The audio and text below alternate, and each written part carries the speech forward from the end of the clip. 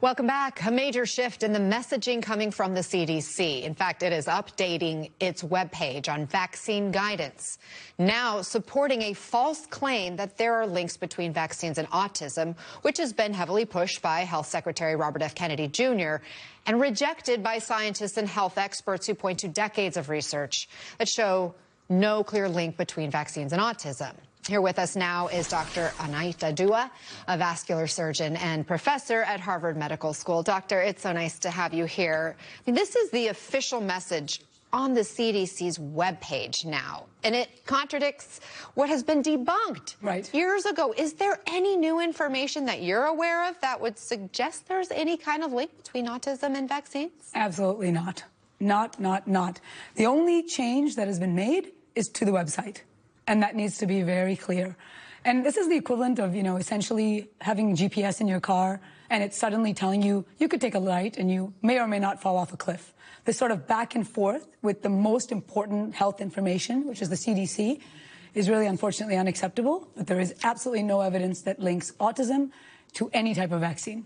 And that's the most important thing here. I do want to point out, according to the Washington Post, quote, career scientists at the agency responsible for information about vaccine safety and autism had no prior knowledge about the changes to the website, and they were not consulted. Should the American people trust anything that's posted on the CDC's webpage at this point? Well, that's exactly the problem. The question becomes now, because when you erode trust like this, and it happens overnight, you suddenly question everything. That's exactly how trust works, whether you're in a relationship with your husband or in a relationship with the CDC.